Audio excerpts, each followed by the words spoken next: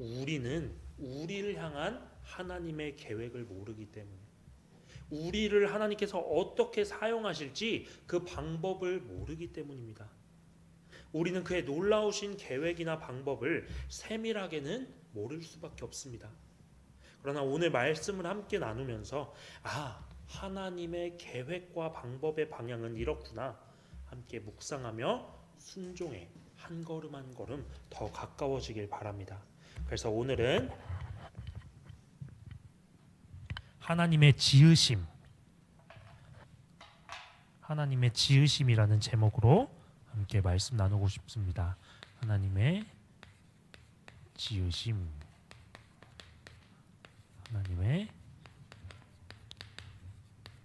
계획과 방법. 그에 따른 말씀으로 우리가 잠언서 19장 21절을 함께 봤습니다.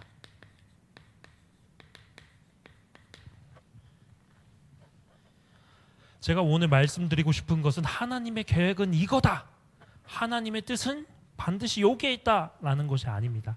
우리는 하나님의 계획을 완전히 알 수도 완전히 이해할 수도 없습니다. 그러나 하나님의 계획은 이러한 방향성을 갖고 있구나. 그렇기 때문에 나는 정말 마음 놓고 그냥 순종할 수 있겠구나 라는 그것을 함께 제시하고자 하는 것입니다. 첫 번째로 나의 것보다 훨씬 더 크신 하나님의 것입니다. 하나님은 우리가 생각하는 최선의 방법이나 계획보다 나의 최선보다 항상 더 좋은 것으로 우리를 인도하십니다.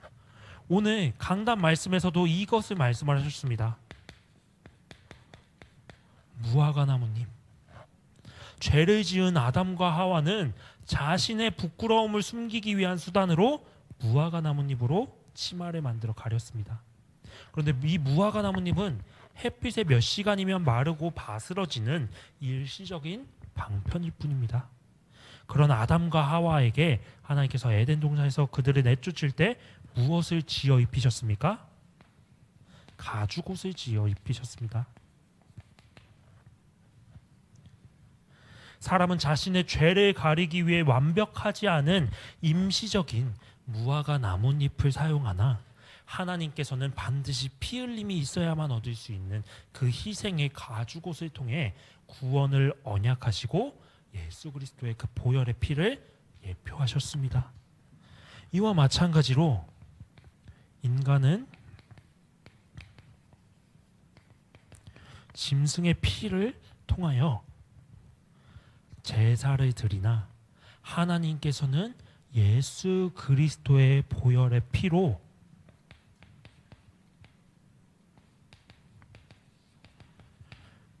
예수 그리스도의 보혈로 한 번에 완전히 제사를 완성하셨습니다.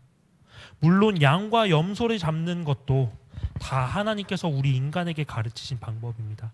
그러나 수백 년, 수천 년간 행해진 이 제사가 어느 순간 하나님의 아닌 사람의 방법으로 변질되어 버렸습니다. 거룩하고 흠없는 것을 바치라는 하나님의 기준에서 내가 볼 때, 제사장인 인간인 내가 볼 때 거룩하고 흠없는 것, 그 인간이 기준이 되어, 사람이 기준이 되어 짐승을 판단하고 심지어 성전에서 파는 짐승만이 거룩하고 흠없다라고 말하며 교회에서, 성전에서 이 제물을 팔기 시작합니다. 그 모습을 보신 예수님께서 마태복음 21장에 내 집은 기도하는 집이라 일컬음을 받으리라 하였거늘 너희는 강도의 소굴을 만드는도다라고 하시며 성전 그 비둘기 파는 자들과 돈 바꾸는 자들을 다 내쫓으시고 성전을 정화하셨습니다. 파는 사람은 죄악된 생각으로 하였겠지만 그 짐승을 사는 사람들, 재물을 사는 사람들은 어떤 마음으로 샀겠습니까? 하나님께 거룩하고 구별되고 흠없는 것을 드리려는 선한 마음으로 나와 그 모든 재물들을 구매하지 않았겠습니까? 우리가 드리는 물질보다 그 마음을 기뻐 받으시는 하나님께서는 우리의 것보다 더 좋은 것을 준비하시고 우리에게 허락하셨습니다. 바로 예수 그리스도의 보혈의 피입니다. 단회적이고 제한적인 이 방법이 아닌, 인간의 방법이 아닌 영원하고 한이 없는 보혈의 피를 우리에게 주신 것입니다. 이렇듯 하나님은 항상 우리의 생각을 초월하여 응답하십니다. 솔로몬이 나라를 잘 다스리기 위한 기도를 통해 하나님께 지혜를 달라 했습니다. 하나님은 열왕기상 3장에 지혜를 넘어 부와 영광, 평안까지 그에게 더하여 주셨습니다. 또 제자들이 모인 무리를 먹일 양식을 구하였습니다. 주님은 떡 5개와 물고기 2마리를 갖고 모든 이들이 풍성히 먹고도 12광주리가 남을 정도로 초월하여 응답하셨습니다. 부족에서 충족을 이루시는 것을 넘어서 풍성함을 우리에게 더하십니다. 하나님은 늘 우리의 계획과 방법보다 더 크시고 더 좋으신 방법으로 우리를 빚어나가십니다. 그러니 우리가 두려워할 것도 주저할 것도 망설일 것도 없는 것입니다. 온전히 하나님의 계획과 방법에 순종하는 우리 모든 한사람교회 성도님들이 되길 바랍니다. 두 번째로 우리의 생각보다 더 좋은 것을 주시는 것을 넘어서 심지어 우리의 실패도 그것을 성공으로 하나님은 사용하십니다. 모든 성경 인물들의 공통점은 실패를 겪었고 그 실패 속에서 하나님의 세우심과 빚으심을 경험했다는 것입니다.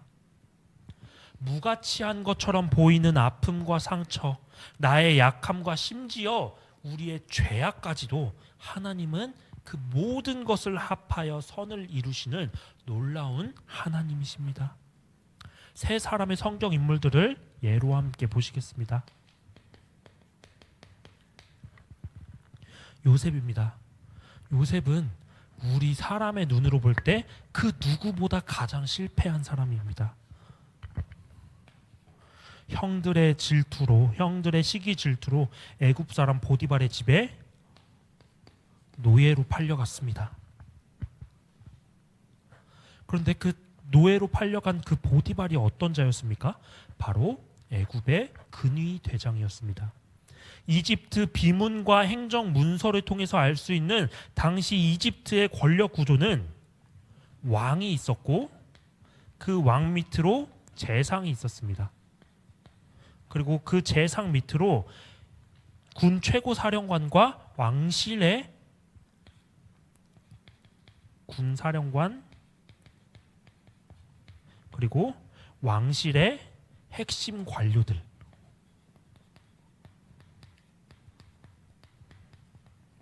그리고 그 밑에 이제 근위 대장이 있는 이러한 구조라고 합니다. 노예로 팔려가 실패한 줄 알았던 그곳이 바로 애굽 그 사인자인 근위 대장의 집이었고 그 근위 대장이 하는 수많은 역할 중에 가장 중요한 역할 중 하나가 왕의 죄수를 가두는 감옥을 관리하는 것이었습니다. 자신이 맡은 바 그 자리에서 최선을 다하고 하나님과 함께함을 누렸던 요셉은 불신자인 보디발 눈에도 하나님과 함께 하심을 하나님께서 형통케 하심을 보게 하십니다. 그러니 심지어 보디발의 집까지 형통함을 누리게 되었고 노예였던 요셉은 가정 총무가 되어 그 보디발 가정의 모든 것을 다스리게 됩니다. 이렇게 모든 것이 다 잘 풀리는 것 같더니 보디발의 아내로 말미암아 억울한 누명을 쓰고 자신이 주인이 관리하던 그 감옥에 갇히게 됩니다.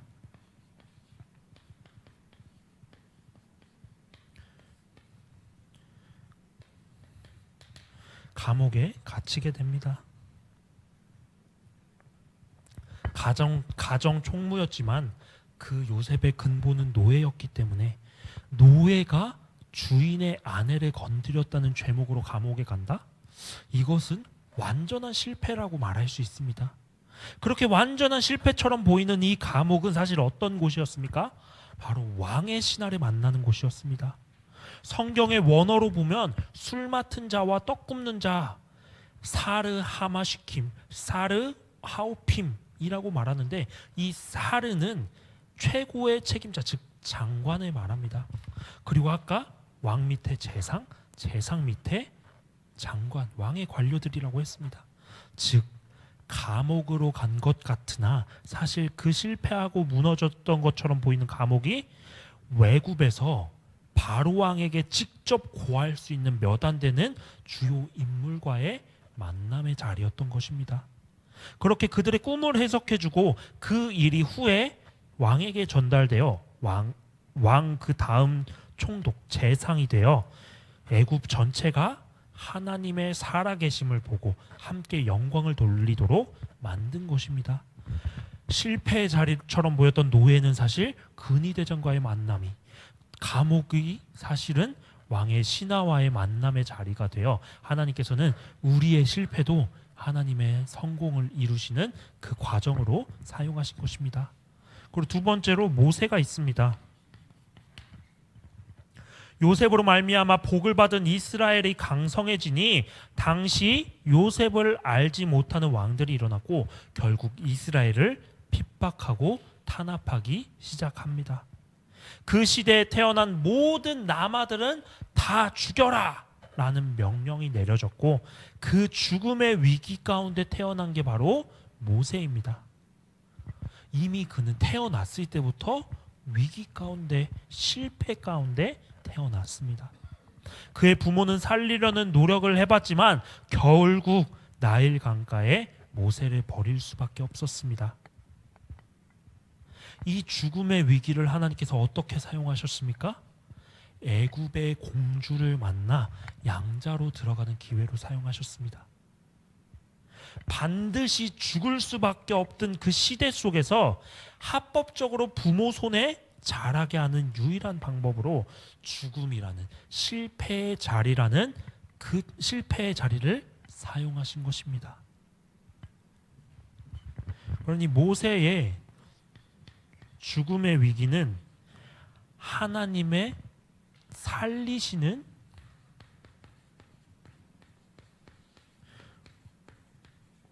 구원의 자리가 된 것입니다. 죽으라고 보낸 나일 강가가 사실은 하나님께서 구원하시는 유일한 자리였던 것입니다. 또 모세가 어떤 일을 겪습니까? 모세가 애굽 장군을 죽여서 도망자 신분으로 40년간 도망자 생활을, 광야 생활을 합니다. 사실 왕자가 그냥 장군 한 명 죽이는 것은 징벌받아 마땅하지만 이렇게 도망칠 정도의 큰 일은 아니라고 생각합니다. 그러나 가정 총무였던 요셉의 근본이 노예였듯이 왕자였던 모세의 근본도 사실은 이스라엘 사람이기에 그는 도망칠 수밖에 없었습니다. 어떻게? 이스라엘 사람으로서 그 당시에 핍박받는 노예의 핏줄로서 도망자로 살아갔습니다. 아무것도 없는 그 광야로 40년간 실패의 자리로 느끼며 살아왔습니다. 그러나 하나님께서는 그 실패의 자리를 어떻게 사용하셨습니까? 광야 40년이 사실은 세상의 배경을 버리고 나의 무가치함을 깨닫는 자리로, 능력의 하나님을 만나는 자리로, 그리고 아무도 없는 것처럼 보였던 그 광야가 사실은 자신을 평생토록 도울 장로이자 장인 이드로와의 만남의 자리로 사용하셨습니다. 그러니까 하나님께서는 광야, 아무도 없는 그 광야를 만남의 자리로 사용하신 것입니다. 죽음의 자리에서 구원의 자리로, 아무도 없는 광야에서 만남의 자리로, 능력의 하나님을 만나고 자신을 평생토록 도울 장로, 장인 이드로를 만나는 그 만남의 자리로 사용하시는 정말 놀라우신 하나님입니다. 나는 실패하여 도망간 그곳이 하나님께로 나아가는 회복의 자리였던 것입니다. 마지막으로 다윗이 있습니다. 다윗은 일평생토록 전투, 싸움, 도망의 자리에 있던 자였습니다.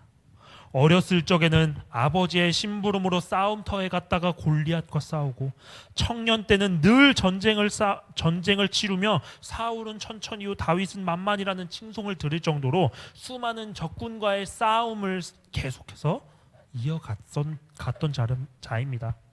그렇게 다윗은 목숨을 건 그 전쟁의 자리가 여호와 하나님만을 의지하는 자리가 된 것입니다. 그런데 단 한 번 다윗이 싸움을 그친 적이 있습니다. 사무엘하 11장 1절에 그 해가 돌아와 왕들이 출전할 때가 되매 다윗이 요압과 그에게 있는 그의 부하들과 온 이스라엘 군대를 보내니 다윗은 예루살렘에 그대로 있더라. 왕들이 출전할 때가 되었는데 다윗은 장군들과 군사들만 보내고 자신은 예루살렘에 그대로 있었습니다. 그리고 2절에 저녁 때에 다윗이 그의 침상에서 일어나 왕궁 옥상에 거닐 때에 그곳을 보니 한 여인이 목욕을 하는데 심히 아름다워 보이더라. 전쟁의 자리가 아닌 침상에서, 왕궁 옥상에서 거닐고 있다가 밧세바를 보게 됩니다. 그리고 다윗의 범죄함이 일어납니다. 목숨을 건 위기가 계속해서 나오는 전투의 자리가 오히려 하나님을 의지할 수 있는 복된 자리가 되고, 편안한 침실, 왕궁이 오히려 죄를 짓는 저주의 자리가 되었습니다. 이렇듯 하나님의 뜻과 방법은 우리가 실패한 것처럼 느껴지는 그 실패와 좌절의 자리에서 회복과 성공을 만드시고, 우리가 성공한 것처럼 느껴지는 자리에서 죄악과 좌절을 경험하게 하사 오로지 하나님만 붙들고 하나님의 은혜만을 간구할 수밖에 없는 그런 자리로 만드십니다. 그러니 우리는 늘 하나님의 뜻과 계획, 그가 이루시는 방법에 순종해야 하는 것입니다. 마지막으로, 그럼 지금 내가 하는 생각이나 나에게 들려오는 음성들, 실질적으로 이것이 정말 하나님의 뜻인가? 분별하기 위한 몇 가지 질문들이 있습니다. 하나님의 뜻을 분별하는 질문들.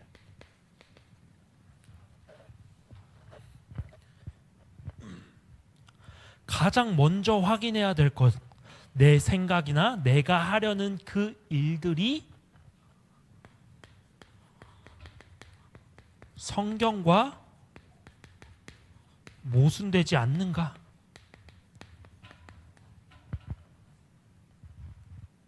하나님의 뜻은 당연하게도 하나님의 말씀과 반대되지 않고, 하나님의 말씀은 하나님의 뜻과 반대되지 않습니다. 당연하지 않습니까?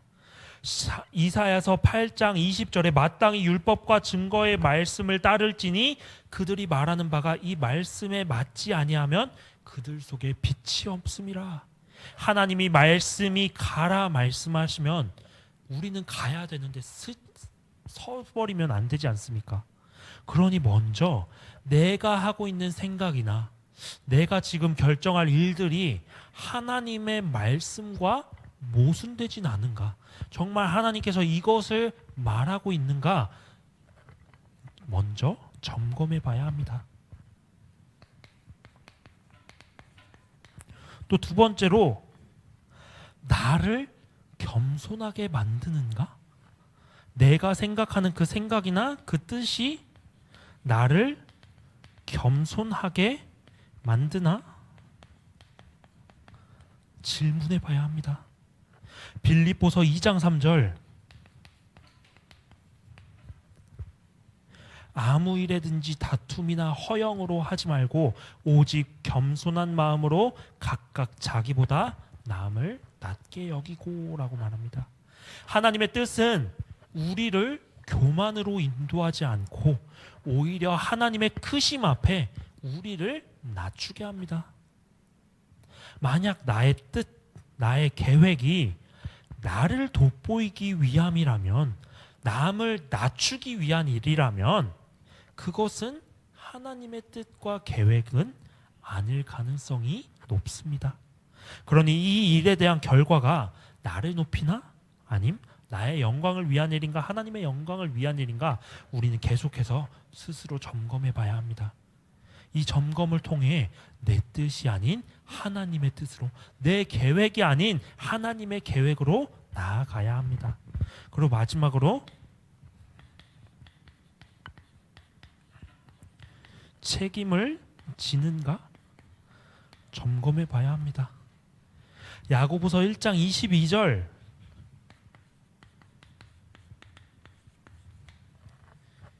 너희는 말씀을 행하는 자가 되고 듣기만 하며 자신을 속이는 자가 되지 말라 말씀하십니다. 혹시 우리가 하고자 하는 일이 내가 반드시 져야만 하는 그 불편한 책임은 사라지고 편한 결론만이 남거나 지금 당장에 내가 하고 싶은 욕구가 있고 그것에 대한 근거를 찾아내고 있다면 그것은 하나님의 뜻이 아닐 가능성이 큽니다. 그러니 우리는 이 일에 대한 결과가 정말 불편한 책임이 없어지고 편안한 결론만 남는다면 그것은 하나님의 뜻이 아닐 가능성이 크다 말할 수 있습니다.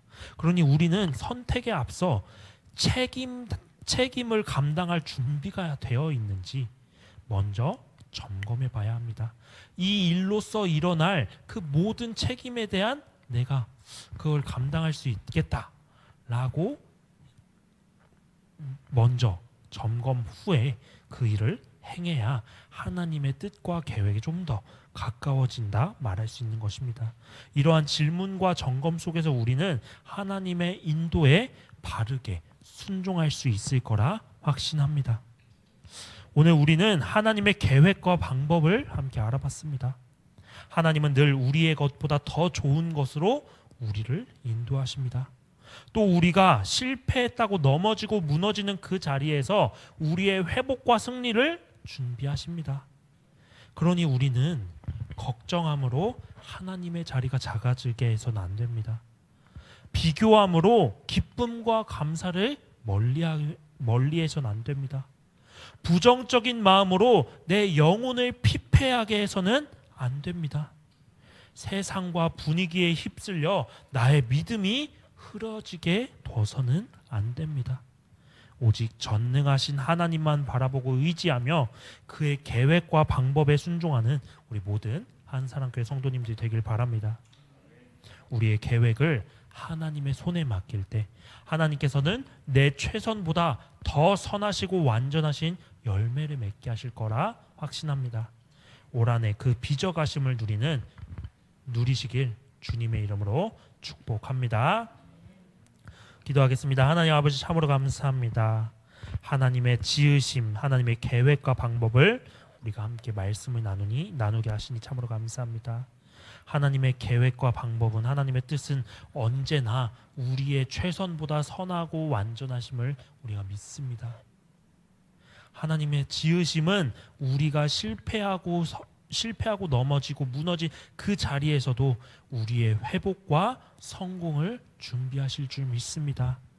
이제는 우리의 뜻이 아닌 나의 방법과 나의 최선의 아닌 오직 하나님의 방법과 뜻과 계획에 순종케 하여 주시옵소서. 그것을 위하여 늘 말씀으로 나를 점검하고 하나님의 은혜 안에 거하게 역사하여 주시옵소서. 우리의 방향 하나님께서 인도하고 지도하실 줄 믿사오며 이 모든 말씀 우리 주 예수 그리스도의 이름으로 기도드립니다.